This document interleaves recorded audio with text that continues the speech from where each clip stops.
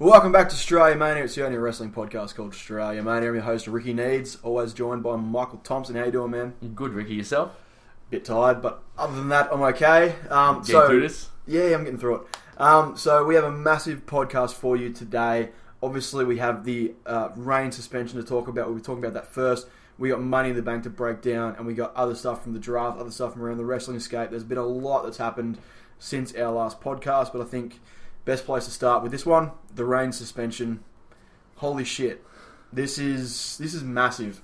So for those of you who don't know, Reigns has his first violation of the wellness policy, which has earned him a 30-day suspension from being on television and being in events. So this has come at probably the worst time because the draft is in a couple of weeks. He will not be there for the draft. He'll be there. He'll be able to come back, I think, the 21st of July at a live event, which is a few days before Battleground. It's weird, though, because he's not the first big-name superstar to violate the wellness policy while having momentum. Last time a superstar did that was Randy Orton back in 2012 when he violated the wellness policy for the second time and suspended for 60 days. That was when he was in the world title picture with Del Rio, Chris Jericho, and Sheamus. Yep. And Edge also violated the wellness policy, which is where he basically wrestled SummerSlam, but then was taken off TV when The Undertaker chokeslammed him through the ring. As a good way to let him serve out his 60-day suspension and then come back at Survivor Series, where he cost The Undertaker the World Heavyweight Championship. Yeah, a lot of issues have come out, or sort of theories since the suspension. The theory that obviously the WWE may have known about this before the Money in the Bank pay-per-view, which is why he lost, first of all, clean to Rollins, and then, of course, Dean cashed in after that. Well, obviously, we'll get more into that once we get to our breakdown of the pay-per-view. But to me, that kind of taints both their wins on the night. If they knew Reigns was going to be out for 30 days, starting, I guess, after Monday Night Raw, and had they known, which the rumour is they did, was it better for them to... I don't know, it's a weird thing, like... Would it have been better for them to just take Reigns off TV and strip him of the belt before Money in the Bank? Or is it okay for them to delay his suspension so they can get some storyline stuff out of the way before they drop him from TV? I think doing the storyline perspective would have been a lot better, and I think they went the right way about it. However, they shouldn't have gone with the whole triple threat if we knew that Reigns did the suspension and all that. If that was the case, Rollins should have beaten Reigns, and then Reigns would have been suspended for 30 days. He won't have to be in a part of the build and all that. I don't know how they're going to build the match to Battleground now because Reigns is not going to be there to build the match around. And then maybe have Reigns come back at Battleground and just, end the show with him attacking both Ambrose and Rollins, declaring that he wants to be the world champion again. That would have been a lot better way to sort of go about it. But I think they got their eye on Reigns. They want him to sort of be the big dog still in the company. And I think having him in the triple threat match and all that will still happen. He probably won't win the match because it will be a bit tainted if he did, but they're going to go with maybe 2 triple threat matches instead of just the one to build up bias for the draft and also for Battleground being in the clusterfuck area it's been right now on the card in the schedule. Yeah, I think partly the reason that he didn't lose on Raw was because they just would have struggled to sort of come to terms with the fact that we would have had Reigns lose clean 2 nights in a row. Not a good look for the guy you're trying to build as the top of the company, but I think you're right. Triple threat at Battleground seems like they're wasting such a huge opportunity. Like, this is the Shield triple threat. We've been wanting this since they broke up. It's been 2 years they've been broken up for. All we wanted is the Shield triple threat. We got the glimpse when Randy Orton was in the Fatal 4-Way with them last year. There was that little glimpse, but it wasn't quite the same. But this is a pure Shield triple threat, and you can build to it in so many ways. And obviously, the Ambrose cash-in plays into that so much. Seth just coming back from injury and winning the title on the same night plays into it as well. There's so much here you can do. Even Ambrose vs. Rollins at Battleground first would have been great. That's enough to sell a pay-per-view like Battleground. The fact they're wasting this on Battleground, I understand they want more people interested in Battleground, they want big buy numbers, they want more subscriptions to the network. But my God, having this on SummerSlam, and we've never seen it before, would have been huge. Would have got a lot of the casual fans to come back, buy it on pay-per-view. Would have got more network subscribers. Would have got nearly everyone with the network to watch it on the night as well. Like, it just seems like they're pulling the trigger too soon, and it's a bit of a waste. So I'm thinking a dusty finish of some sort of battleground. You don't get like a clear winner, and then at SummerSlam we get the Shield triple threat we've always really wanted. So And they'll be able to build the story a lot better. Yeah, through that, especially with Reigns not being there, which is another big thing. It's like he's not going to be there for all of the build, because he won't be coming back officially until I think the 21st is like the Friday before the pay-per-view. Yeah. So he's not going to be on TV at all. So he's disappeared as of now, and he's not going to show up until that night. Are they still going to use him as the number one pick for Raw, though? Or are they going to drop him to maybe a 2 or 3 and have someone else at number 1, like maybe Ambrose or maybe Rollins? Yeah, I think that's the other thing to it. It's like, what do you do about the draft? And I think Ambrose or Rollins will take his spot as the number 1 guy on probably Raw. I'm guessing because Cena will go to SmackDown. Cena will go to SmackDown. That's pretty with much AJ Styles, because I think that's what they want. They want Cena and Styles to stay together because they want to build. I think if they're going with the secondary championship, which we'll discuss later in the podcast, whether want to revolve those two around the SmackDown championship and let Ambrose and Rollins sort of fight it out for the Raw championship. No, I don't know what they're going to do with that, but you can't have Reigns at number 1 because it would feel a bit tainted. Having your lead man, your main man that you're going for, it's going to feel weird having him pick number 1, yet he's not even there at all. Like he's still at home, sort of on the sidelines waiting for his suspension to be lifted. Yeah, especially the way that they seem to be structuring the draft. You're going to have on SmackDown on the 19th of July, both general managers on stage and just going like you would an NFL draft or an AFL draft here in Australia. It's just going 1-for-1 pick. Like Raw picks 1, SmackDown picks 1. Raw picks 1, SmackDown picks 1. It's not going to be like the thing they did back in the day with the randomised picks. No. It's going to be each general manager choosing their guy, and you're going to expect once a guy is chosen, music hits, they come out, they shake hands with the general manager, and then they go backstage or something. Reigns not being there, you can't do that. No, you can't do that at all. And I think they're going to go with what they did in 2002, which is they'll do number 1 pick together, then it'll be a match, number 2 pick, match, number 3 pick, probably ad break, number 4 pick, match, and so on. And I reckon you're going to get like, maybe your top dozen picks for each brand on the show, and then the rest will be on like on the website or on the network. Like maybe a special network. Like they could do that post SmackDown Live and all that, and just have the two staying there going bang bang bang bang bang bang 1-for-1. Yeah. So that is an interesting sort of like little sub story to the whole Reigns thing. It's now what happens with the draft. He was being fucking groomed as the guy. Obviously, now it's probably put a bit of a spanner in that. The silver lining, I feel, this whole Reigns thing. This is the perfect time to repackage him. Yep. As they were already leaning towards it, but repackaging him as that monster dominant heel that he can be, and he can play really, really well, as we saw on Sunday night at Money in the Bank. And then again on Raw, because he said for those who said for those grown men in the crowd who said I can't wrestle, should sit down, drink your beer, and shut up. Yes. It's like, whoa. It's good. Cena has never said that to the crowd, even when he got booed, like Reigns has been getting booed. Like, Cena just brushed it off, going, you can love me, you can hate me, I don't really care, sort of thing. I'm just here to make, the company better. Yeah, and I think this is the perfect time to finally turn him full heel, have him come back, maybe even go as far as new music, new ring gear, just change everything about him, because it just seems his run has been so tainted by him living off the nostalgia of the Shield. Still wears the same gear to the ring, still uses the Shield music. Get rid of all of that.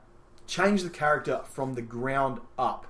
Completely repackage him, remodel him, new music, everything. That is a good way to make people forget about the Shield, but just sort of forget that you're wearing the same ring gear, Ambrose and Rollins have moved on. You're using the same music, Ambrose and Rollins have moved on. You kind of got the same gimmick still, but Ambrose and Rollins have moved on. You need to move on as well. Someone made this great comparison. It was in a podcast or an article I was reading a few months back. I think it was in the lead up to WrestleMania. When the Rockers split up, Marty Jannetty and Shawn Michaels. Marty Jannetty kept the same ring gear, kept the same music, and he went nowhere. Whereas Shawn Michaels repackaged himself completely. New music, new ring gear, new character, new style in the ring. And look what he turned out to be. One of the best, if not the best of all time in the ring. So that is what's holding Reigns back, is that, remember I was in the Shield, fucking yay. No, get rid of that, repackage him. This is the perfect time to do it. Have him come back, completely different style. Everything changed. So that is the silver lining if they do go through with it. I hope they do, because that would be a bit of a breath of fresh air. Plus the heel turn, and you're going to start to see him get over in the right way, getting the boos that he should elicit as a bad guy. What do you reckon? I like that idea. I think that works better than where he is now. Oh yeah. And people will love him in the long run if this happens now. Yeah. So anyway, that's happened. It worked with Cena for a few years, and then it got stale after that. Yeah, well, that's poor little Cena. He's so stale. He's been good lately, though. He has been good. Like, when he came back, he got a real big pop, which I was like, okay, cool.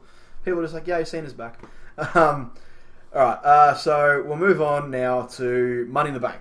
We'll probably be coming back to this a fair bit, because Money in the Bank does tie a fair bit into Reigns because of what happened at the end of the night. But yeah, so Money in the Bank, first of all, overall, they touted this as the greatest Money in the Bank pay-per-view ever. Did it top 2011? No, it didn't. It was good. It was really good. Like, it was probably the best pay-per-view they've put on in a very long time. But It's not 2011 Money in the Bank caliber. No, because that, like, the build for that, like, everyone sort of looks at that pay-per-view and goes, the main event, and the main event was fucking phenomenal. It's the last 5-star rated Dave Meltzer match to happen in WWE. That was 5 years ago now. So it's been a long time since there's been a match of that caliber. The build was fantastic. The atmosphere helped as well. Obviously, CM Punk in Chicago, never not going to be good. We could see SummerSlam. Maybe we might see that eclipse Money Bank 2011 this year, because of where some of the matchups are going to be heading towards the biggest party of the summer, which would be good to see. Yeah, but I think, like, even looking back in 2011, you had 2 really good Money in the Bank matches. The Christian Orton match was pretty decent as well. There was a lot of other elements that made that pay-per-view really, really good. Obviously, capped off with just a phenomenal main event. This time around, it hinged essentially on 3 matches. Those 3 matches delivered, but as a entire card, it just did not live up to greatest Money in the Bank pay-per-view ever. And we'll get to that pre-show, of course. 2 matches got announced sort of last minute. So we had Breezango versus Golden Truth. And Golden Truth basically murdered Breezango before their match. That was weird. That was such a weird whatever. I can't even... The fake sunburn and... I just couldn't deal with it. And the fact they aren't calling this team Febreze yet. Like... Breezango. It's such an awkward name to try and say. Febreze. It makes so much sense. And the marketing opportunities alone, people. Think about it. Not Breezango. Oh, it's such a dumb fucking name. So anyway, Golden Truth won. I think it's their first televised win as a team. And Goldust and R-Truth got really emotional afterwards because it was their first win together as a team. They did. It was so nice. Touchy moments. I'm just sick of this. It's such a weird thing. Like, at the moment, the tag team division is so stacked, and then you've got these garbage teams down the bottom. You're just like, what the fuck is going on? Well, think about it. In about a month's time, these teams are going to be featuring week in, week out on Raw or SmackDown. Oh, God. So we could be seeing Golden Truth versus Breezango or Golden Truth versus the Dudleys potentially almost week in, week out. With them trading wins with each other. Oh, I don't want that to happen. Just think about that. I'll let you sink that in. Might happen. Anyway. Probably will happen. Oh, God. Next match on the pre-show, Lucha Dragons versus the Dudley Boys. Lucha Dragons go over in a match. I've got one thing. Yeah, one thing. Just take the Dudleys off TV and please split them up in the draft. Like, just do not have them on TV until the draft. Split them up. Devon back as Reverend Devon. Bubba Ray's Bully Ray. Problems solved. They can all move on to singles career success, because that would be what's best for business, I think. I agree with that. I think if they came back, we were all thinking, they're going to get a nostalgia run with the belt for a little bit. Didn't happen. It's not going to happen. Not going to happen at this point with the tag team. The tag division so stacked. You're not going to give a nostalgia act a run with the belts. It was a missed opportunity by the WWE to capitalise on. They should have won a Night of Champions last year. That was their best opportunity. They should have had a win. They didn't. So, time to split them up. Go with Bully Ray. Make him a big fucking heel on one brand, and make Reverend Devon a heel on another brand. Yeah. That's a good way to go about it. Like, they don't work as a heel when they're together because of all of the nostalgia and love for the Dudley Boys back in the Attitude Era. And it hasn't translated all that well. And they had that gimmick where they were trying to do ECW Dudleys where they're like, oh, we don't want to be extreme. We don't need to use tables and weapons. None of it made sense. No. None of it made sense. So, I don't know.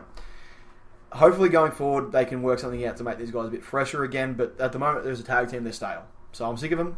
I'm bored. Lucha Dragons got the win. Good for them. I don't know what's going on with them either. I'm pretty bored with the Lucha Dragons as well. Please split them up as well.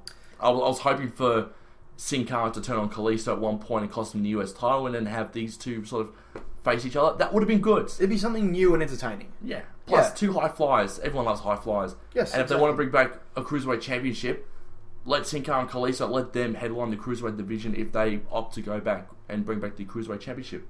Yeah, once again, not a bad idea. Anyway, so that was the pre-show. It was a bit of a nothing pre-show, to be honest.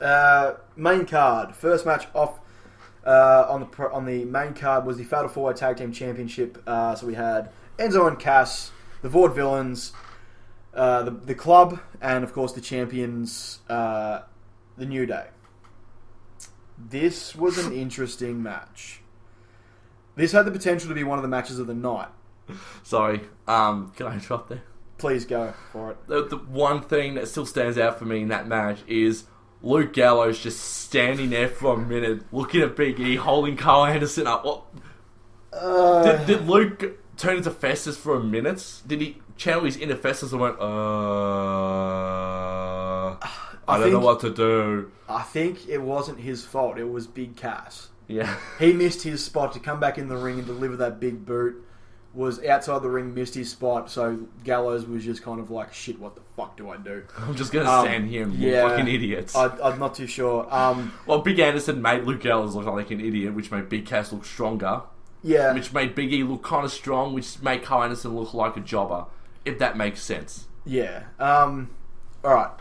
So, the match itself. Plenty of good spots. Yeah. Everyone got their shot in for the match, which was good. But yeah, just the botches towards the end just sort of unfortunately taint the match, and especially it being involved in the ending looking so weird. It wasn't very smooth towards the end, so it kind of hurts this match, but there's a lot of potential here to be awesome. The New Day on Raw are now feuding with the Wyatts, which it feels like maybe the Club or Enzo and Cass, seeing as they didn't get pinned, should be, because the Vaudevillains took the pin. Yeah. So Vaudevillains out of the picture, but the Club and Enzo and Cass didn't take a pin. They should still be in contention for the tag team titles, but now that the Wyatts are back, they're suddenly in contention for the titles, so that's a bit odd. I don't know. Weird. I can see where this is sort of going. Maybe give the Wyatts another opportunity at the tag team title bouts, which would be interesting as well, because it'd be good to see maybe, Bray Wyatt not wrestle, but just him be out there managing the Wyatts for the tag titles, and maybe have a number one contendership match at Battleground itself between Enzo and Cass and the Club. Like, that would be really good. Yeah. And, and sort of like have Cena and Styles, like have Cena have Enzo and Cass on his side and Styles with the Club. Like, that would be really good to have those three sort of fight out, similar to when JBL and John Cena fought, and Cena had that short-lived faction with Crime Time when he joined forces with Crime Time, and they call themselves Cena Crime Time. Forgot entirely about that. CTC. It was actually pretty cool. Pretty cool. A lot of this does seem like it's foreshadowing the draft. So it's like, okay, the New Day and the Wyatt family are going to be on the same draft, so we got to get them into on the same show. So we got to get them into a feud right away. Whereas what it looks like is Enzo and Cass and the Club will be on a separate draft, separate show. So we can't have them get into a feud because we're going to split them up in a couple of weeks.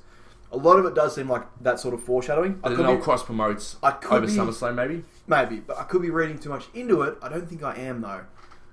So I think, a lot of Money in the Bank did feel like closing chapters and then Raw opening up new chapters, and you're like, okay, that new feud, they're both going to the same brand. That new feud, they're both going to the same brand, sort of thing. That's what it sort of felt like, and I think we get it. It felt like a Raw after Mania feel a bit. Yeah, That's what I felt watching the show on Tuesday. I thought that was a bit more. Raw felt like more Raw after WrestleMania. The crowd wasn't sort of, as crazy as they normally are the Raw after Mania, but it felt like the way the show was structured for the entire 3 hours, it felt like a Raw after Mania. Yeah, a little bit. Like it was new chapters, as you said. Yeah, new chapters, and I think it's a lot of foreshadowing for where these talents are going to go when the draft does take place. So we can sort of get an idea now of like what we're going to be looking at roster wise for each brand. What brand they're going to be on? Yeah. That's a different question. Yeah, we just got to wait for that. But we can sort of get a feeling that all the feuds happening now are going to be feuds that are going to be happening on their respective drafts. It's a shame though, because I thought the club should have won that at least, and then have the return match against the New Day and have like a trilogy of matches. I think they're going to give the New Day a full year run. So SummerSlam, they're going to drop the titles. Unfortunately, Brian Kendrick and Paul London, they worked so hard to. What was their record again? 334. I said a year and a half on the pre-show. It was a bit wrong there because I said just over a year, but it was actually 334, so it was just almost a year.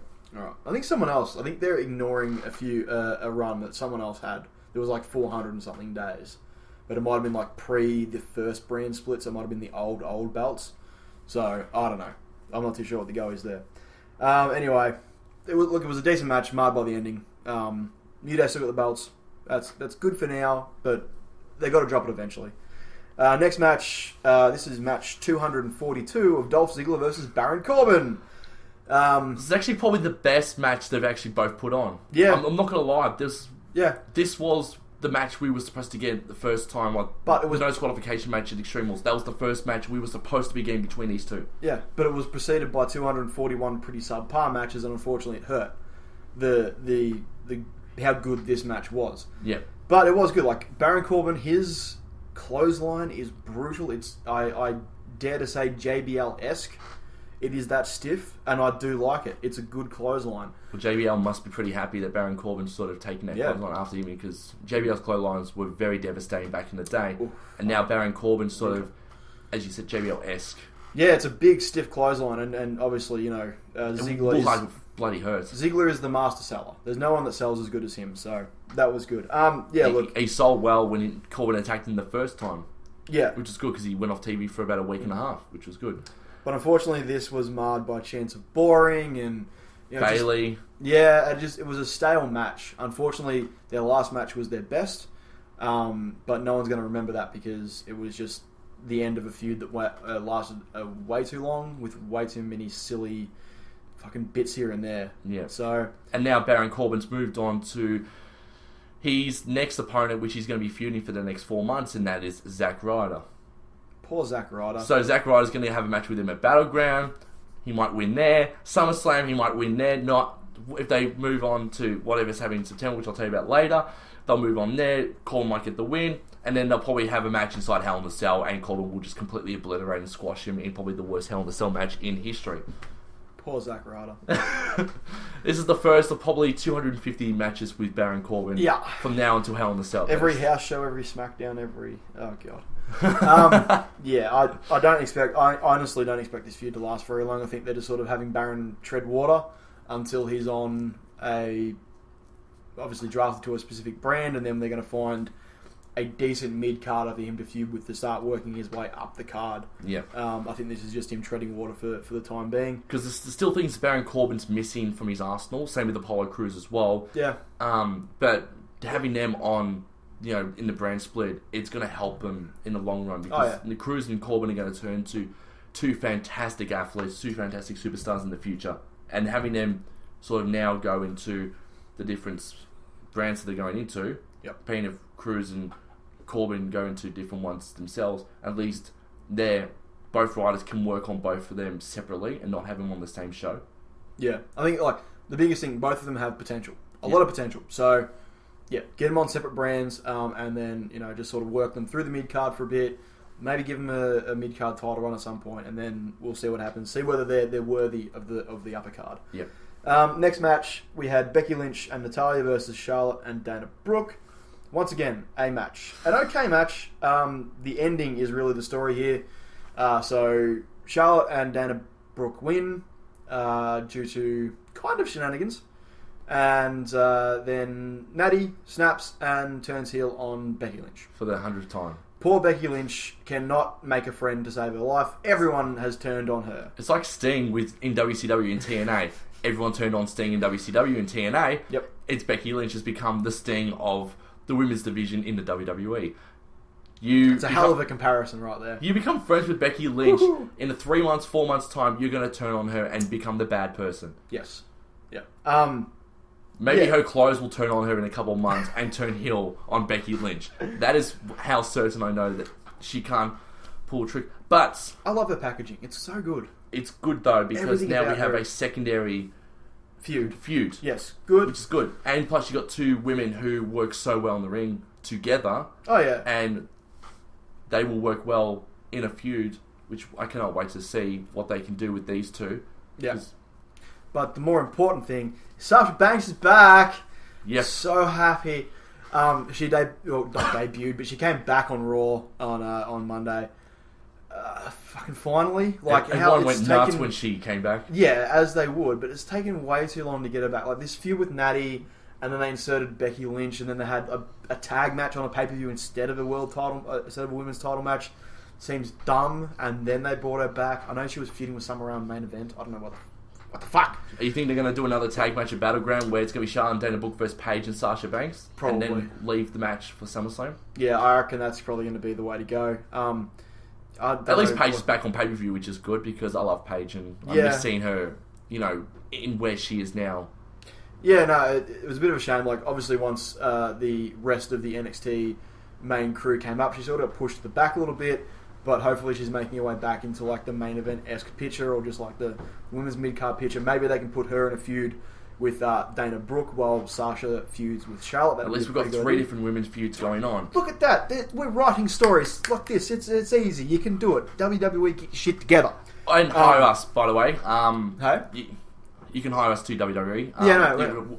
We'll tell you all the details later on. Just keep listening to us, and then once we finish and all that, we'll tell you where you can contact us for future work and fly us to America, and we can start working on both Raw and SmackDown. Yeah, done. Sounds good.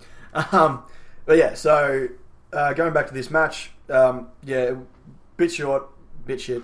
The heel turn at the end was the story of this match. Yeah. So Natty going forward, back to being a heel, which she kind of was with Cesaro and Tyson Kidd.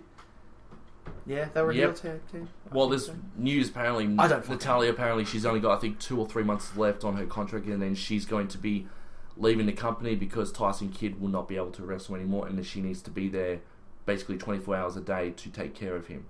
Damn, which is a shame. Yeah, and there's been a lot of words around the locker room. Apparently, a lot of superstars think that Natalya is going to leave the company in a few months' time. She won't even last a year because she's got to be home with Tyson Kidd because there's still words that Tyson Kidd's not going to be able to compete ever again. That's a shame. Which is a shame. Yeah, that sucks. Well, we'll see how this heel run goes. We'll see in a couple of months whether she's still hanging around or not. We'll go on to the next match, which Sheamus and Apollo Crews. I didn't watch much of this match. I think you were watching it. Yeah. From what I saw, I'm impressed with Apollo Crews doing a few the flips. Like he did the belly to belly to Sheamus, from the top rope basically, from the mat to the floor, and then he proceeded with the moonsault off the apron. Loved it. Yeah, he did a flip as well. Loved it. His athleticism is unreal. He just doesn't have a character yet. He's slowly developing one with the Sheamus feud because he's like, I hate bullies. That's my character. That's about all we've got so far. He can't stop smiling though. I know, he loves to smile. And there's nothing wrong with that, but he's so happy all the time. Not with Sheamus. Stop smiling, please, Apollo. Yeah, we know you're a happy-go-lucky. You're probably the nicest man on the planet Earth right now. Like, if someone asked you to stand there and talk to him for half an hour, you probably would be there for 3 hours instead of half an hour. Yeah. Look, from what I saw from the match, his athleticism is unreal. I like the cheeky pin win. Yep. Sheamus arguing and Apollo gets a roll-up. That's not bad. That's a good way to continue the feud going forward. It gives Sheamus something to do as well while the Teenage Mutant Ninja Turtles movie is sort of drawing momentum, even though I've been hearing it's god-awful and piece of shit. Yeah. I've heard, like, if you're under the age of 5 years old, it's good. Otherwise, don't go watch it. Which is fair enough. But yeah, once again, it's just a match. So, it's just, there were so many of these matches that were just matches on the card, which really hurt its claim to be the greatest Money in the Bank pay-per-view ever. It just, none of these stood out. This could have been a match they could have had on Raw or SmackDown. Yeah, and it really did come down to the three like tentpole main event matches that held this up, and they did a good job of that. But it just, the other matches sort of dragged it down. Speaking of one of those tentpole matches, Cena versus AJ Styles. This is the first time in a long time I've gone in, like, the match. You know, they're doing the pre-match promo and the entrances, and I'm getting butterflies. I'm just like, this is actually happening.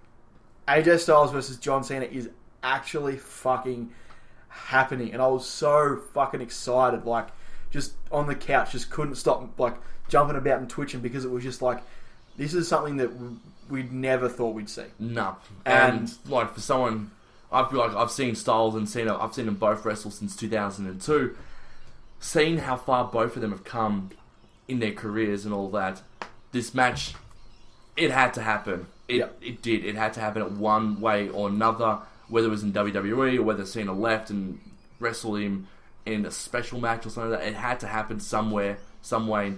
Just after 15 years of where both of them have ended up and how much hard work both of them put in together for the last 15 years, separately, bringing them together, it was like basically Hogan versus Andre the Giant and all that, but like now, the new breed, and like this is how big it was. It was big back then with Hogan and Andre, and that's how big Cena and Styles are now. They're that big.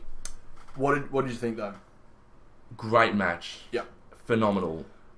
It wasn't... This was the match I was thinking, this could top, Cena Punk from 2011. This could do it. It didn't. Just missed the mark. I think the only problem is Cena's battling through just that tiny bit of ring rust. He's a bit slower than he was... a year ago when he was doing all the open challenges. I think he's just got to get back into that rhythm. But AJ did a good job of working that into the story, because it was like, the story was Cena just could not keep up with AJ. He's quick, he's agile, he can do all this shit that Cena's never seen before, and just, the jump over the ring steps. His Irish whipped him into the ring steps, and AJ just sort of leaps over them like, what? That's only nothing. AJ can do that. That's nothing to me. And just rolling through, like, Cena tries to go for a shoulder tackle, and AJ gets hit and then just rolls through and stands up, and it's like, what do you got? This is all you got? Like, it was so well crafted from AJ's perspective, especially, like, working in that, Cena, he's just come back from injury, he's up against a guy who is just, a fucking ball of energy, and he just could not keep up for the entire match. He was always one step behind. It took, I think, the 540 splash with Cena raising the knees for him to start to get any offense in, and then there was that spot that always happens in fucking Cena matches. Got him up for the AA. The ref for some reason decides to walk in the vicinity of the person getting AA'd feet. Because referees are idiots. Cops a kick to the head and goes down. Boom! Out come the club. Now, it would have been nice. Would have been amazing to see AJ go over clean. 1, 2, 3, middle of the ring. But he is a heel, so I can forgive it only just, because he is a heel. Ref was down. What do you expect to happen? I would have loved the clean finish. I know. I'm hoping that's SummerSlam. Like that. Battleground, sure. Give Cena a win back. That's fine. SummerSlam.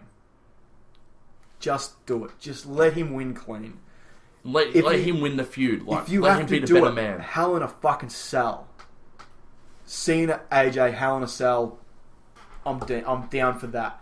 Even in a steel cage, I'm sure they'll still put on a pretty good bloody match. But just keep the club out of their final match at SummerSlam, because I just want to see AJ win clean. I want to see somebody win clean. This sort of had, and someone brought this up too, it's like, yes, he won, but it wasn't that shock feeling of when Kevin Owens beat Cena clean for the first time.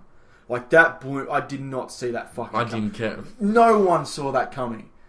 Pop-up powerbomb, 1, 2, 3, clean the middle of the ring, that was it. And everyone was just shocked. Yeah, like this would have had such a huge impact if, Styles had just hit a second Styles clash or, made him tap out to the calf crusher, which actually, the one thing I will say, that transition from like both of them on the turnbuckle on the top rope, the roll through and the transition to the calf crusher was one of the smoothest, most beautiful things I've ever seen in a wrestling ring. That was good. How fucking good was that? He just rolls through and then all of a sudden the calf crusher's locked in and was like, Cena's going to tap. Cena's actually going to tap. He didn't because it's Cena. But then Cena sold the move when he did the 5-knuckle shuffle. Yeah, he didn't run the ropes at all. He went, fuck, my ankle's fucked.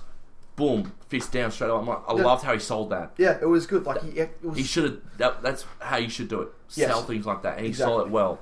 But yeah, so a tainted finish, unfortunately, but still a pretty damn good match. I think we'll get that 5-star match at SummerSlam. I think work a bit of the ring rust off with Cena. He's just got to get back to being as quick as he was. He'll get the shovel out of Battleground. He'll beat Styles there. Yeah, and that'll probably get his juices flowing. He gets a win back. But at the end of the day, AJ Styles has a win over John Cena. It's pretty cool. How many superstars can say they've had a win over John Cena? Not many these days, unfortunately. Anyway, so... and another thing too that helped this out, the crowd was insane. The crowd in Vegas, the whole night actually was really, really good. And it just sort of elevated this match that little bit more as well. So it was good. Just tiny little bit under being an all-time great, which I hope we're going to get at SummerSlam. Next match, Money in the Bank ladder match. So Chris Jericho, Sami Zayn, Alberto Del Rio, Cesaro, Kevin Owens, and Dean Ambrose. I'll start smiling while you talk. Okay. Great match. Once again, Money in the Bank. This is my third favourite pay-per-view of the year. By a long shot. Like, WrestleMania, Rumble, just because of the Rumble match, then this, then SummerSlam. I like this pay-per-view more than SummerSlam because of this match. I fucking love it. Every year it's great. Every year there's brutality. Every year, aside from last year when Sheamus won the fucking briefcase. God damn it. So bad. Should have been Reigns. I know it should have been Reigns. But everything about this was fantastic. The sheer talent in the ring, first of all, was great. You've got, obviously, the consummate professionals, Alberto Del Rio, Chris Jericho, and then the rest of it is just indie boys, which is so good. Kevin Owens, Sami Zayn, Dean Ambrose, Cesaro. These guys have worked with each other for years and years before even coming to WWE, all in the indie promotions, and now they're all in a Money in the Bank match. That is insane to think about. And they put on one hell of a good ladder match too. Oh my god, they did. So there were some amazing spots in here. The one that always is going to stand out to me, Sami Zayn, Michinoku driver to Kevin Owens on the side of the ladder. The side of the ladder. At least with... For those who don't know, those ladders are somewhat gimmicked. The rails are pretty weak, so if you take a hit on the face of the ladder where the rails are, they're going to bend a bit and absorb a bit of the impact.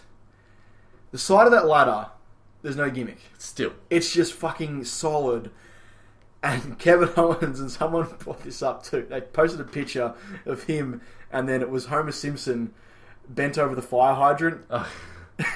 Just that's exactly what it looked like. He was broken in half. But I felt so much pain watching that. Yeah, it was brutal. And there were some other big spots as well. Everyone got, the powerbomb from Kevin Owens to Sami Zayn on the ladder when it was strung up between the ladder and the ropes. Brutal. I'm just trying to think. Obviously, Alberto Del Rio got injured in the match. Apparently he's okay now because he was at the SmackDown taping yesterday in a match, so he's okay. But he took a real nasty bump off the top of that ladder. It was just so good. And the rolling uppercuts, the rolling cannonballs, all these spots are just fantastic. And it was so much fun. And Dean Ambrose... And then fighting all on the ladder as well. Basically using the ladder as a drawbridge. The scaffolding thing, it was so good. All of them just punching on, that was great. I was expecting, when I saw them set that up, I'm like, oh. I was expecting 2 Tower of Dooms. Oh, sorry, is that what they call it? Yeah, so when you got the powerbomb into the suplex, 2 of those off the top of that first ladder either side. So all 6 guys going through those 2 ladders either side of the... That would have been cool. It would have been great, but I think they were both... You would have had people hitting the turnbuckles. It would have been too tall of a thing to do. But still, it was a great match. And Dean Ambrose... Owens and... Your boy. Yep, Owens and Ambrose, though, being the last 2 men... Yep. finding out for the briefcase and all that. That's what we wanted. Our fucking predictions, just like, which one's going to get it? Dean Ambrose, your boy, gets the win. And at that moment, I was like, probably going to cash in tonight. But even so, it was just great to see Dean get the win. Something he has deserved. Like, when the Shield broke up, he was my guy. Like, I loved Rollins. He, ended up being, still is one of the best heels in the company. Carried the company on his back last year, as he keeps saying. But, and Reigns, meh. The minute they broke up and he was all of a sudden in the main event picture, I was like, yeah, no. But Dean was my guy. He was the guy I want that guy to succeed. I want that guy to be the main event guy. And this was the first step towards that. And I was like, yes, finally my guy from the Shield is starting to get somewhere. So that was cool. But just the match overall, it's one of the best matches of the year, no fucking question about it, because they always stack it with talent that know how to work a ladder match, that know how to work a high-flying, crazy match like this. Even if they're not going to win, like Kofi Kingston, Shelton Benjamin, those sort of guys, always going to do something that you're never going to forget. Just sort of crazy shit like that. Yeah. So it's always a good match. But having, 4 massive guys in the Indies plus 2 WWE guys as well was really good. Rusev versus Titus O'Neil. United States Championship match. It was actually pretty good. It was pretty solid. It was solid. I liked the personal vendetta afterwards. Yeah. Rusev walked up to Titus' son and said, "Look what I did to your father on Father's Day. He's a loser. He's a loser." I was like, wow, that's... It was a good match, but after the ladder match, it felt really slow. Yeah. But I really liked the beatdown the next night on Raw. Titus comes out and just is laying into Rusev. Like, the close... Everything about that was, a lot more of what I wanted to see in the match the night before, because it was just he just seemed to be just so much quicker moving around the ring. Like, he just seemed really sluggish at Money in the Bank.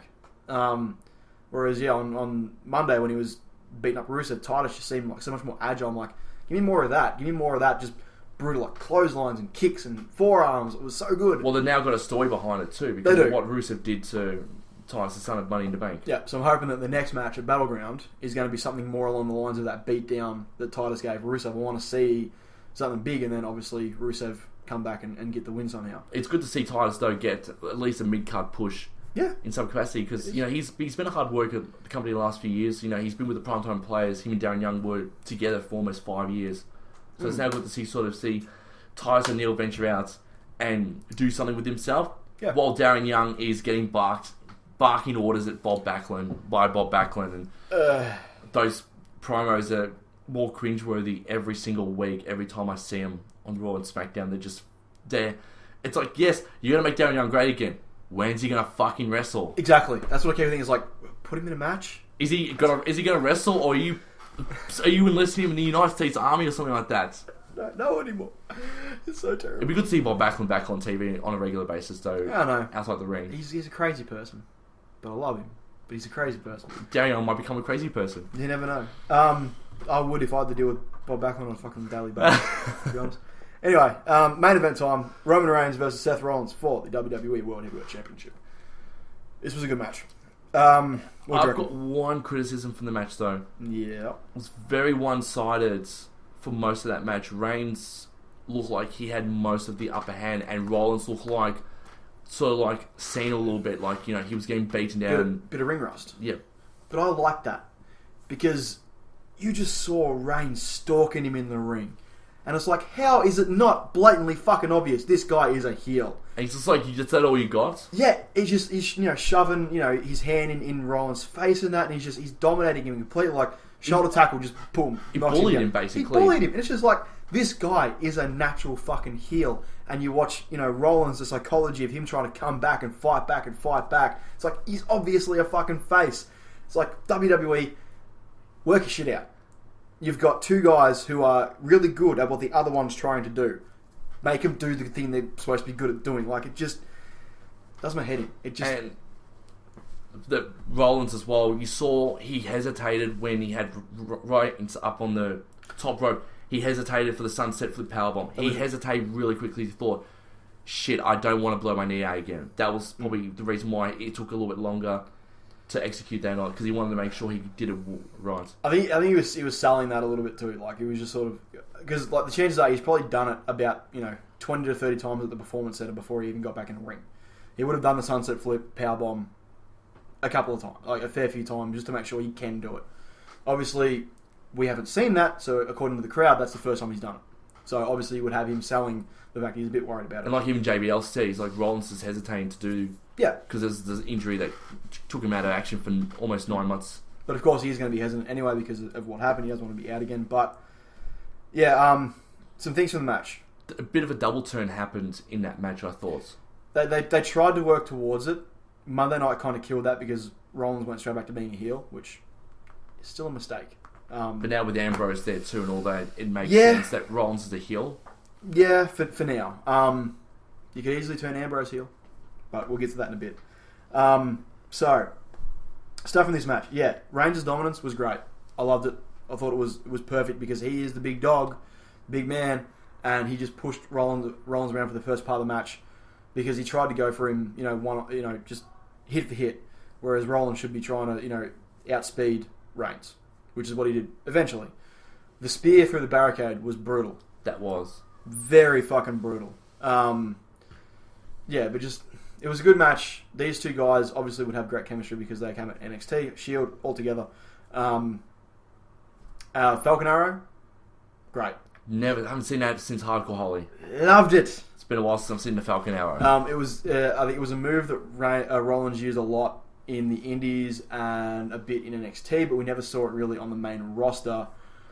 It's one of those moves that's like that, like the Phoenix Splash, that sort of shit's like you can see him starting to crawl towards a face, just making these slight little movements and tweaks to his in-ring style. That is that more sort of high-flying, cool maneuver face style of wrestling. So it's happening. The seeds have been planted. They just need to grow into a beautiful face. I kept looking at Rollins as well when he did the turnbuckle where we hit, do the powerbomb on the turnbuckle. Like, every time he did that, I thought, is he actually going to hit the curb stomp like at least once on Reigns? Like, is he actually going to hit that move? Would have been fantastic. It looked like he was going to hit it at least 3 different occasions. I know, and I was just like, do it. Never did. The turning the spear into the pedigree. Oh, that was good. Oh my god, I never ever thought of that ever. I'm just like, that's genius. that is a great reversal. Brilliant. And then one more pedigree. Like, Reigns didn't even get any more offense. It was just pick him up again, pedigree, 1, 2, 3, clean, in the middle of the ring, and I lost my shit. I did too. It was like Rollins won clean. This is the first time we've actually seen Rollins win clean. It was actually the first clean pin Reigns has taken since the Shield broke up. I don't even think he took many clean pins in the Shield. So it's his first clean pin loss. Yeah, since the breakup of the Shield. There you go. Which has been 2 years. So he hasn't lost clean for 2 fucking years. That is ridiculous. That was. And then Rollins gets his moment. In the ring, yay, everything's good. And all I'm thinking is, it's going to happen. Dean's coming. What do you know? And comes out. Well, music hits, Rollins distracted. And then this was what I felt kind of heelish, but not for the story that's been building between these two guys for 2 years. Comes behind Seth, whack across the back of the head with the briefcase, cashes in, crowd goes fucking ballistic when Lillian announces it. Dirty Deeds, 1, 2, 3, your new World Heavyweight Champion, Dean Ambrose. I couldn't believe it. I can't believe I predicted that it was going to happen. You did. That's the thing. I got the Rollins cash in exactly right. You got the Dean Ambrose cash in exactly right. Well, 1 for 1. Yep. We've just got to wait till next year, and then we'll see what cash in happens then, and then we'll see who wins. Because I don't think any of us really cared about Sheamus being the Money in the Bank guy. No, not at all. No, he sucked. I wouldn't care if Reigns was his Money in the Bank winner either. No, good point. So yeah, Dean wins, and the crowd fucking goes insane. I went insane. It was just, like I said, it's the guy I've been pulling for ever since the Shield broke up, and he got the title. He got the fucking title, and it looked good.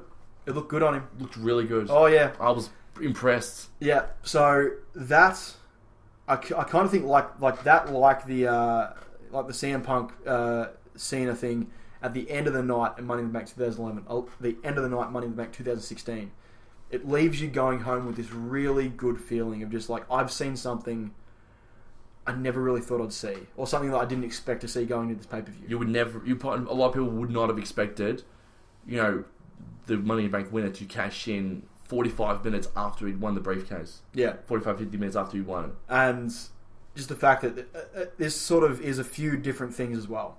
Reigns loses clean. All 3 members of the Shield are champion on the same night, which is pretty cool. It's never happened before. No, and obviously, I think someone like Kane cashed in the same night when he won Money in the Bank, didn't he? Against Rey Mysterio back in 2010. Just ignore that. That was when he put his brother in a vegetative state. Yeah. Which we're going to ignore as well because that's pretty dumb. Oh, God. But yeah, so cashing on the same night, pretty big deal. Haven't done that for a long time. So the end felt special. And to me, I got this weird vibe that I haven't had since for a while. The ending of it it had this Attitude Era vibe to it. Like, the crowd was hot as hell. You had a guy that you wouldn't expect to be champion. It was something unexpected, and that's sort of what the Attitude Era was. It was unexpected things happening, whereas now it's sort of very cookie-cutter. You can sort of predict what's going to happen, but, it just had this really cool vibe to it, where I was just like, this feels, is wrestling fun again? Is wrestling just going to be like this from now on, which would be great? Like, unexpected things happening, hot crowds going absolutely mental for a guy they want to be champion instead of a guy they don't want to be champion. Just change both theme songs for both Raw and SmackDown. Yeah. Change it back to the Union Underground and Marilyn Manson, and we're in business. Yep. But yeah, it just had this really cool, early, late 90s, early 2000s vibe to the whole thing at the end. I was just like, yeah, this is good. And that's what you want from your wrestling shows. You want to go home feeling like, fuck yeah, that was awesome. I loved it. Everything about it was great. So it was great. It was a great pay-per-view. Didn't live up to 2011, but you got damn close. Especially that ending made me go home feeling pretty fucking good. Raw the next night. We'll touch on a bit here and there. It sort of was comprised of only a few different real main moments for me. Opening promo, great. Ambrose looks like a champ, talks like a champ. I'm loving it. Love the comedy at the start as well when he actually left the belt in the taxi and had to basically bang on the taxi to get his belt. And that was another thing too. Cold opens are such an Attitude Era thing. Haven't been done for so long. Oh, since Mr. McMahon came back to Raw with Stephanie. Yeah. But back in the Attitude Era, you'd have a cold open every, couple of weeks here or there. But now it's like, this is the first one, like you said, it's been a fair while since we've ever had a bit of a cold open. I like that. I like cold openings. Yeah, it was good. So that was good. Obviously, Sasha Banks coming back, good. All good things. Paige praying for the Women's Championship, another good thing. I'm happy with that. I'm down for that. A secondary women's feud, I'm happy with that now. Yes. Becky versus Natalya, please give me more. Yeah. I want to see what these two women can do together. Yeah. Oh, yeah. So, plenty of good stuff from Raw. Obviously, main event, Rollins, Ambrose, Wyatt's coming back. Awesome. Oh, sorry, Rollins, Reigns, main event. Duh. The Wyatt's coming back. Wyatt's coming back. Probably killed it a little bit with the vibe, with the promo and all that. The New Day. They should have. I've seen the Wyatts. They shouldn't have not advertised them saying, "Oh, the Wyatts are coming back tonight" and all that. Oh yeah. They should have just randomly come out of nowhere on the screens to go, "We're back," or We're here. We're here. We're here. And their lighting failed as well. They didn't put the lighting out. Rowan and Strowman just stood there going, "What the?" Because it's just, the funniest fucking. They just stood there. The funniest thing was when they were in the ring, right? And okay, New Day's come out. They're cutting the promo, and Bray's like, what was he saying? New Day fall. And then I think it was Strowman starts clapping along for like two goes of the clap, like, and then just sort of limply gives up, and then just sort of goes back to standing there. I was like, fuck, that is hilarious. Like, if you just sort of watch it, it's like, my god, that is brilliant. Because obviously he was given no direction, like, don't clap. He just sort of goes along with oh, fuck. It's a catchy tune. No. He couldn't help it. Yeah, I know. Even the crowd said New Day fall as well. Yeah, I know. I was wow, that's really weird. Everyone loves Bray Wyatt. I love Bray Wyatt. He's fantastic. Do the Wyatts go back to being heels and New Day faces, or the New Day's now going to sort of move and turn back into heels, and the Wyatt's going to be still faces. The one thing that was interesting about that, Xavier was going into that trance and sort of walking towards the Wyatts. It could come out to be nothing, and it probably will. But that was weird. It was weird, and I'm like, okay, he's a cult leader. Give him a cult to lead. It goes back to like my pitch of how to book the Wyatt family. Give him a just fucking half the roster as followers. Just brainwash them. Brainwash all of them, and then let them back out into the wild, and then bring them back at the most opportune time for you, and have it just a fucking third of the roster versus 2/3 of the roster, which is the fucking entire Wyatt family. That'd be so good. Anyway, they sort of tease that sort of shit. It's like, is he under what's going on with Xavier Woods? Is he under a trance? Is he I don't think they're gonna have him turn on them. I don't think so. I think it was just like a little bit. It'd be cool though if he did though. It would be. It'd be unexpected too, because Woods is sort of seen as the leader of the New Day as well. Yeah, exactly. It'd be like the leader sort of turning on, his bandmates. Yeah, like I want, like if they are going to go forward with this feud, I do want like Xavier Woods, Bray Wyatt promos, because they're two of the best promo guys going around right now. We're going to see most of that. Yeah, I want to see promos back and forth between those two guys. I think it'd be fucking awesome. So that was pretty cool. I'm just trying to think of anything else that happened on Raw that was of note. Probably Titus's aggression was... Yeah, like I mentioned that, yeah. Good. Loved it. I can't really think of anything else. It was an okay show. It was an okay Raw. Obviously, yes, the triple threat. And John Laurinaitis coming back too. Ah, yes, People Power. My name is Mr. John Laurinaitis. I'm the Vice President of Talent Relations. And I'm fucking the Bella's mother. You have to say that. I'm John Cena and Daniel Bryan's daddy-in-law. What do you think about that? That is so fucked up. He is the father-in-law of Daniel Bryan and probably soon to be John Cena at some point. Oh my god! That's so weird. It's an interesting family. Oh, it is. That fucking that Total Balor show coming up. I want to see I'm going to watch it. I'm just going to watch it. I have to see it. It's just going to be so fucking weird. John Laurinaitis, John Cena, Daniel Bryan, the Balors and their mum living in one house. And yet, John Laurinaitis and John Cena hated each other at one point as well. Fuck. I know, it's... Wrestling. You can't write this sometimes. You cannot write this shit. Whoa. I'm banging Nicky's mum. It's so good. Okay, so that was cool. Okay, prediction next week. Which general manager is going to come back? Oh, I'm going to say Eric Bischoff will have to come back at one point. Ooh, that's not bad. The crowd would go nuts for Eric Bischoff if he came back. Yeah. He would get a massive pop. Like it'd be a tray of booze, but like everyone would just go, and Eric Bischoff would be like, my, it's so good to be back.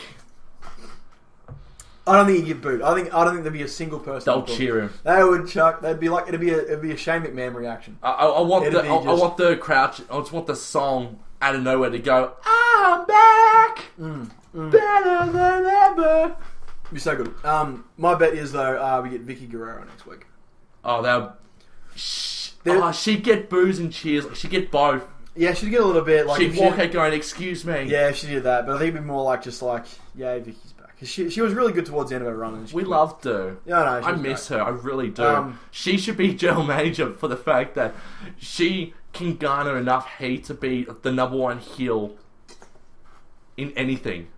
Oh yeah, that's how much hate she got. Oh yeah, and every time she came out, everyone just went nuts at her and booed her. And every time she said the word "excuse me," the boos got louder and louder and louder. She got insane heat. It was ridiculous how much heat she got. She got X-Pac heat.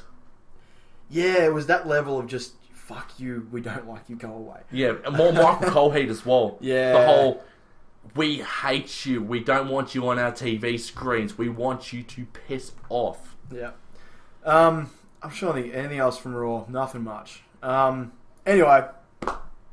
You got some stuff. You got some notes. I've got a bit more stuff. And bit all more that. stuff. Since Money in the Bank was such a big show, yeah, we're doing a big show ourselves. So I'll get my notes out here because I've done a bit of research before. Oh, lovely. It's a first for this show. Kurt Angle. Yes. Imminent WWE return. He was on radio in Pittsburgh, and he's already said that he will make contact with Triple H and Vince McMahon. He will sit down with them and plan out his return to the WWE, because even though he's hitting his 50s, Kurt Angle said that he can still go around the ring like he did last time he was in the WWE ring, which was 2006, before he was suspended and then released for failing the wellness policy. Yeah. And he also mentioned the words American Alpha and how much he would love to work with both Chad Gable and Jason Jordan once they come onto the main roster, because he wants to reinvent Team Angle with those two and turn them into superstar tag team. Which would be fantastic. And them losing the titles, pretty much like to me, is like, they're going to be on main soon, yay. A lot faster than what we were expecting. We weren't expecting them to be, and there's even been a lot of reports as well that apparently American Alpha are going to be part of the branch, but apparently they're going to have their names read out on SmackDown on July 19th. American Alpha's going to have their names read out. Yeah, there's a lot of names in the mix from NXT. There's a lot of names in the mix from outside the WWE, which I'll also bring up shortly after you finish. But yeah, there's a lot of talent there to be mined from both outside and in the company. I think NXT is going to lose a lot of their key talent, which is a bit of a shame. Which is why Triple H has started signing new people, including former German World Cup winning goalkeeper Tim Wiese. Yep. And a Chinese superstar, which he just signed last week as well. Wan Bing or something like that. Something like that. Yeah. Got to look it up. I saw the photo. They were over there spruiking the network in China. And John Cena can speak clear Mandarin, which I'm a bit surprised about. Yeah. John Cena is WWE's version of Kevin Rudd. I'm going to put it out there right now. Ruddy. He's A, a douchebag, B, he can speak clear Mandarin, and C, is still loved by 1/3 of the population. It's a pretty apt description, to be honest. I know. That's really good. That was pretty cool. Hit me with some names. People coming back, or people reported to be coming back. People reported to be coming back. MVP, he won't be coming to the House of Hardcore show in Melbourne tomorrow night due to unforeseen circumstances. I think he's meeting with Vince and Triple H, I think, this weekend to bring back his return. I've heard names. Carlito's also been brought to come back. John Morrison, Shelton Benjamin, Brian Kendrick, Tajiri. Apparently Rhino's also been asked to come back as well, even though he had a short run at NXT. What do you think of the names so far? A few that might be coming back. I'm liking Carlito and John Morrison a lot. Those are two names that I would be very happy. Brian Kendrick as well. All good names to be coming back. Chijiri? In what capacity? Like, what can he really do? That's a good question. Maybe team up with Shinsuke Nakamura? Yeah, so that would be cool. Or maybe Hideo Itami, if Hideo Itami comes to main from his injury. So I think like he would be better suited to that Rhino role of going back to NXT, working with the younger guys, especially with the not wealth, but you got Hideo Itami and Shinsuke on the NXT roster right now. You take a guy back like Tajiri back there, work with them, work with the other young guys there. I think he's more valuable now as a guy that can pass on a lot of experience than a guy who can actually do anything in the ring on main.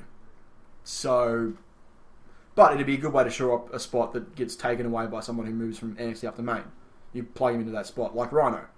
Like, I don't expect Rhino really to come back to the main roster. I think he would, once again, go back to NXT. Well, he spent 5 weeks on the main roster helping the Dudleys and Tommy Dreamer out with the Wyatt family. He did. That was a pretty good run. feud. That was a good feud there. But I liked more what he was doing in NXT, where it was, helping young guys get a foothold of the business, which I think is what Tajiri could do really, really well. Yep. Brian Kendrick?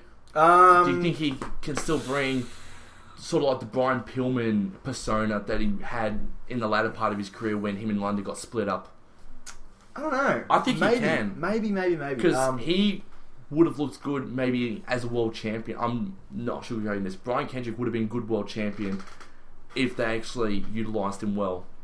Yeah. And him having Ezekiel Jackson as well really helped him as well. Because he needed that sort of like that heavy to help him out. Yeah. Now, if they do want to go down the route where, and you said if Woods does turn on the New Day and all that, and if the New Day slowly sort of phase out a little bit. No.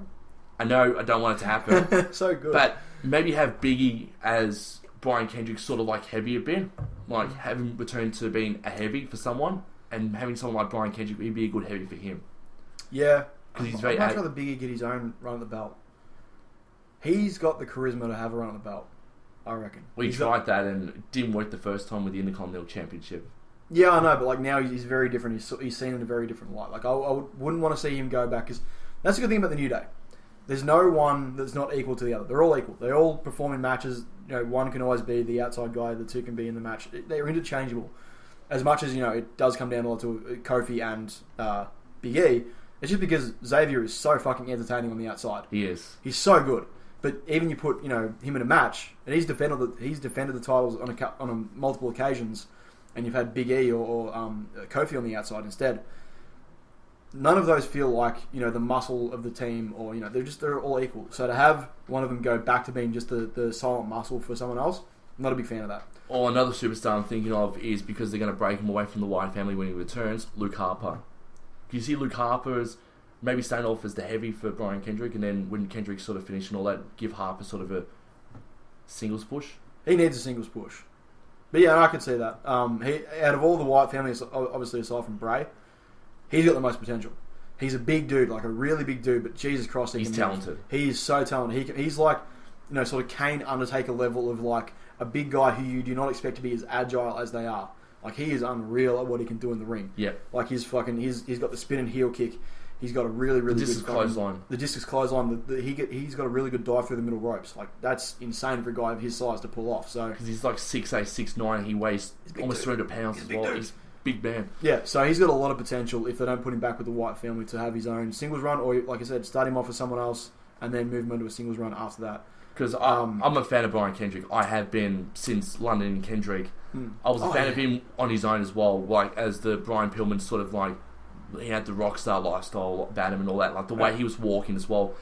I liked him as the crazy lunatic in TNA, where basically he played the role where he'd be like Raven. He would come to the ring, he'd sit in the corner with his robe on, and he'd be rocking back and forth. Like, that was perfect for him, because I think because he played out, because his mother is, I think, a psychiatrist in real life, and I think his father works in the medical thing in real life, so he played how his parents, you know, are in the medical sector and all that, like mentally and psychologically as well. I thought playing that was really good. He had like the sort of like the orchestra music as well, like the crazy orchestra music as his theme song.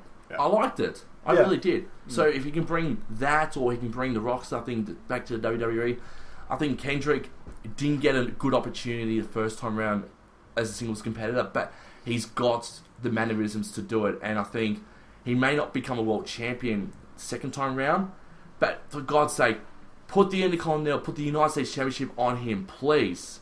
Yeah. Like Kendrick, he's a wonderful athlete, and he has been for so long. Yeah. And that's what I love Brian Kendrick. Apparently Paul London's also, I've heard Paul London's name come up as well. Would you like Paul London to come back? If they came back as a tag team, it'd be one cool. more time. It'd be great. Like, give him one more run. Just do it better than they did with the Dudleys, please. But yeah, like, it'd be alright. But like I said, the two names that really do excite me, Carlito and John Morrison. John Morrison is, you know, one of the big faces at Lucha Underground. Talent coming out is fucking every pore of his body. He's insanely good. Have him come back and you give him a shot at the title. Like, picture this scenario.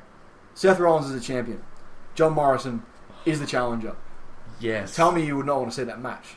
That is fantastic. Do you know what John Morrison did when he turned face, though? What? Chris Jericho put him over clean in their feud. True. Chris Jericho saw a future in John Morrison. It's because of all the backstage politics between him, Melina, and Mr. McMahon was the reason why he left the company on bad terms in the first place.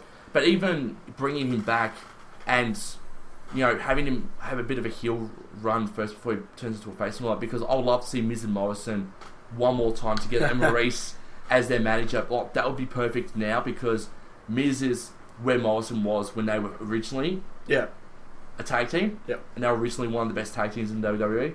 Now it makes more sense because Miz is doing movies and he's in Hollywood. Morrison has that sexy shaman Hollywood look about him. Yep. Put them back together. I mean, everyone. You could call them Miz, Maurice, Morrison. Yeah. Or they're running out of names for different tag teams these days, which is pretty sad. Lily Garcia. Shelton Benjamin, though. Making their way to the ring. Shelton Benjamin, though. Yeah. That is... He's old, man. They dropped the ball on him big time, though. I didn't realise... He's in his 40s. I was like, Jesus Christ, man. Yeah, he could still... Oh, he can still go. Work it. He can still go. Yeah, he can still go. So... it'd be great to see him back. There's a lot of names, man, like that I would love to see back. Obviously, they've got to shore up the roster somehow. Kurt Angle's apparently going to be coming back too for the brand split too and all that. Where do you see him? Yeah. We spoke about him sort of before we actually started recording. Where do you see Kurt Angle now? Do you sort of see him as a Chris Jericho, Rob Van Dam style where he'll wrestle like 8 matches in 4 months or 5 months and then sort of manage American Alpha?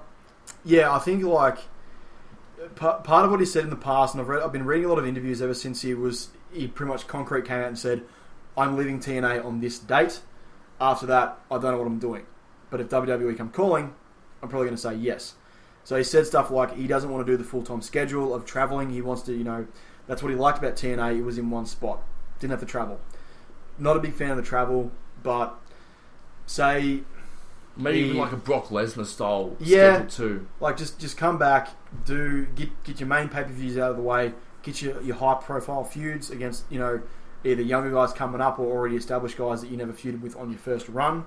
Dream matches. Essentially, we want to see Kurt Angle in dream matches. Now, we're getting one, assuming that... Steven Styles? We're getting that one now. No, but if he doesn't sign at the moment, he is in a booked for an indie show, him versus Cody Rhodes.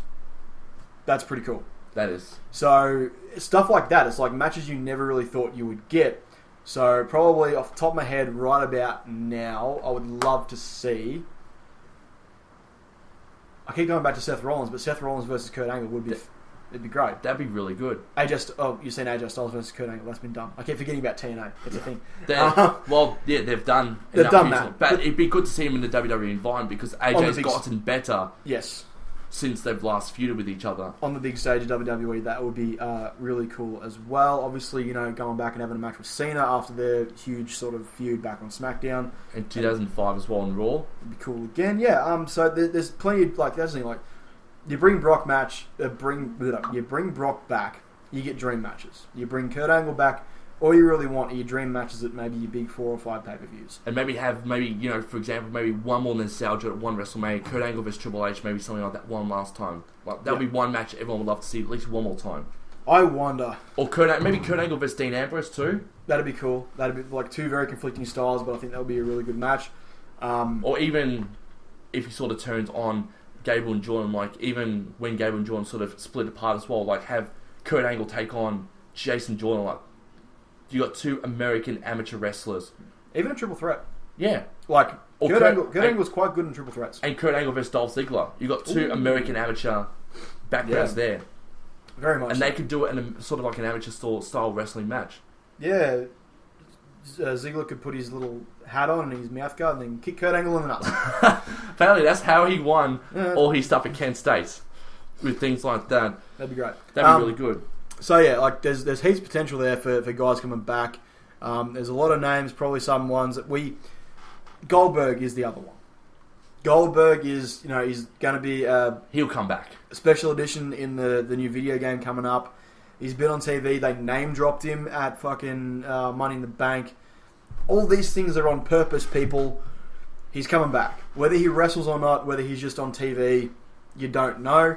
But he's coming back. Michael Cole's going to go, oh my god, it's Goldberg! Like he did with Sting. Yeah. He loses his shit all the time. He does. I fucking hate him. Fucking Maggle. Oh, Maggle. Maggle. Yeah. But yeah, so there's a lot of names out there that could come back. As the one thing I was thinking about with Kurt Angle, do you reckon Kurt Angle could coax Shawn Michaels out of retirement? One more match. WrestleMania. Just do a, I think he would be... WrestleMania 21 all over again. It'd be tough because I think Triple H has tried to coax HBK out of one more match with him for WrestleMania, and HBK said no. Unlike Ric Flair, and Hulk Hogan and Sting, I'm happily retired. When I say I'm done, I'm done. Yeah, when I'm done, I'm done. One more thing as well before we wrap up. Yes. Former pay-per-views are coming back according to Reddit, from what's been leaked on Reddit. And they're going to be used as just Raw and SmackDown only shows. Yep. Didn't have they're doing the whole, they were going to do like one Raw and one SmackDown once a month sort of thing. Yeah, They're sticking with the mantra. This is what I've read today. So SummerSlam's both brands. They're thinking of bringing back Backlash.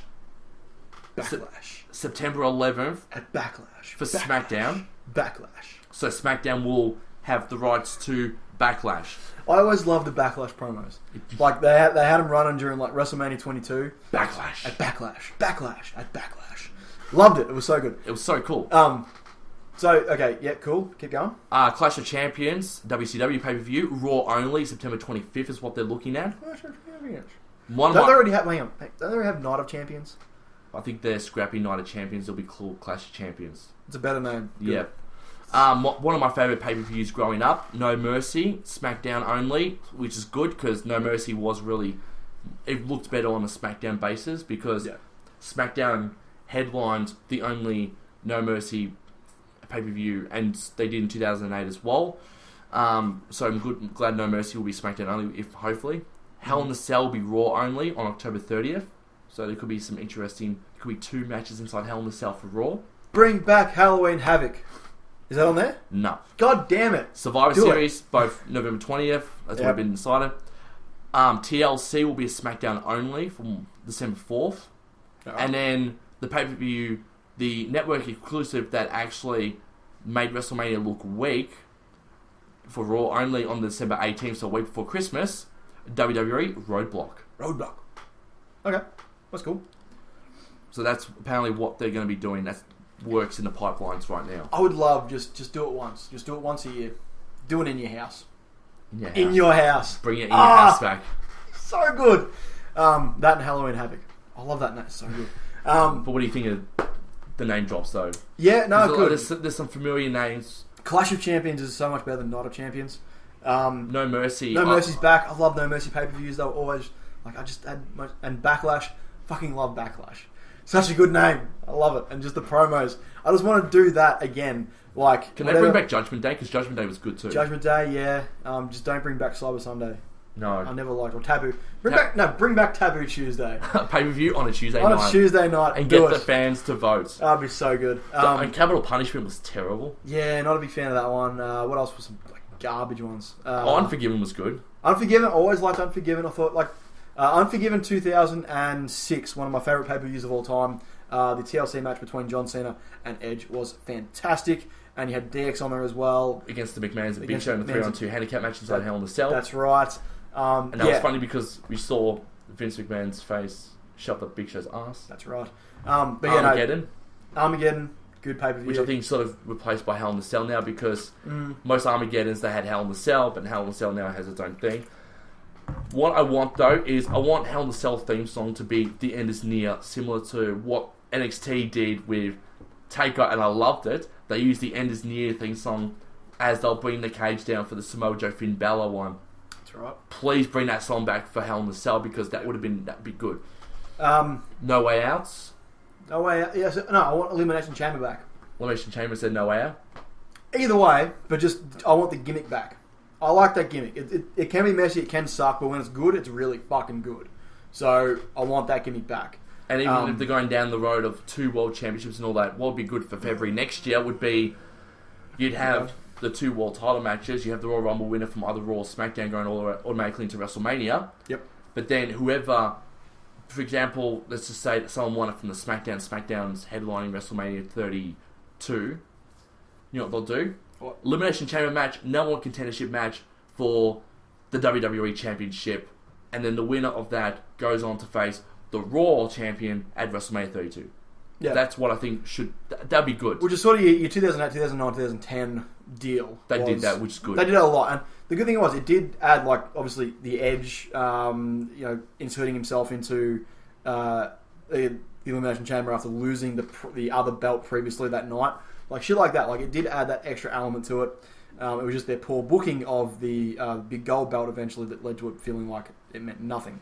This time around, if they do two championships, which I hope they don't, just book them evenly. And have them like go on, one like the last 2 matches of the night at WrestleMania. That's kind of the problem with having 2 belts. One always has to go on last. It's really hard to sort of make that call sometimes. Well, they need to alternate it this time around, I'd say, to they do make it less look like it was weak, because 2002 was good and the early part of 2003 was good. But then when Triple H and Goldberg became the big thing and all that, everyone's like, nah, Triple H and Goldberg need to headline almost every pay-per-view because of their names. Yeah, and there was better feuds going on and yeah. And then Randy Orton winning his first World Championship, which was the Raw brand and all that. I thought that was fair enough. Survivor Series was... I can't believe they put the Survivor Series 5-on-5 match as the last one. They should have had JBL vs Booker T as the last match for that one, because that was a good feud going into it. I wonder how much... That sucked. Oh, well, at least we know what Survivor Series main event will be this year. Raw versus SmackDown. Yep. Woo! Back to that. McMahon versus McMahon. True. That'd be cool. Unless they bring in help and bring in sort of like other people to run it, which would be better. Eric Bischoff on Raw, Paul Heyman on SmackDown. Problem solved. Problem solved. There's your fucking millions and millions of dollars. And then Shane McMahon can come every so often to deal with Raw's issues and Raw's shits, and Stephanie could do the same thing with SmackDown. Yeah. Instead of having him on TV every week. More Paul Heyman. But yet, more Eric Bischoff. I love Shane McMahon on TV every week and all that. Yeah, that's good. It might get stale after a while, though. Yeah, probably. Anyway, I think we're done. Yep. We talked about everything I think is possible. It's been a big week. It's been a very big week in wrestling. Okay. Anyway, we will be back. When is the next pay-per-view? 3 days after the draft. Or the week of the draft. We'll be back before the draft and after the draft. I want to do like Mitt's little, prediction show for the draft, and then a wrap up of the draft, and then we'll be back doing prediction show for Battleground, because we probably won't get a full card for Battleground until about the draft time anyway. Yep. So we'll be back before the draft, after the draft, before Battleground, after Battleground. And no one will care about Battleground the week before, basically, because everyone will be like, the draft's on. Who's going to get picked where? So, yeah, it's going to be an interesting time. Obviously, Roman Reigns has thrown a spanner in the works. We'll see how that all plays out. With the draft coming up, it's massive, it's big. Pretty much from now on, every Raw is going to give us clues as to what's going to happen going forward, I think. Obviously, the general manager coming back is a bit of a red herring. We're going to be seeing something very, very different happen in the end, I think. Well, Ambrose sort of showed a bit of defiance as well, because Shane was about to announce something and Ambrose said, no, this is how we're going to do it. I'm champion, this is how we're going to do it. I'm going to fight these two on the same night. Yep. And then that's when he's like, nope, you're going to fight him in a triple threat match and all that. And Dean didn't really have much of a smile and all that. He looked a bit upset that he didn't have them in separate matches. He just looked a bit upset. He didn't get that opportunity. He has to fight them both in the same night. The one thing I will say, and the one thing that I thought was pretty cool, he gave both of them dirty deeds. Yep. And dropped both of them. I was like, yes, that's very Stone Cold-esque from back in the day. Doesn't care now. Everyone got a stunner. Everyone gets a stunner. Everyone gets a dirty deed. I loved it. You get a dirty deed. You get a dirty deed. Everyone gets a dirty deed. So good. Alright, so you can find us on Twitter at StrayaMania. WWE, listen up. This is really important. This next week. Twitter at StrayaMania. Instagram at StrayaMania. I am on Twitter at Ricki Needs, RICKINEEDS. I'm at Tomo Media at THOMMOMEDIA. And you can find us on YouTube. And if you listen to this on YouTube, you can subscribe to YouTube and help us out there. We've got more video content coming up at some point when we can actually get spare time to actually write scripts and do stuff for it, which is quite time consuming. But at YouTube, just search StrayaMania, subscribe to us there. You can get the podcast here. You can get the podcast on iTunes. You can get the podcast on Podbean.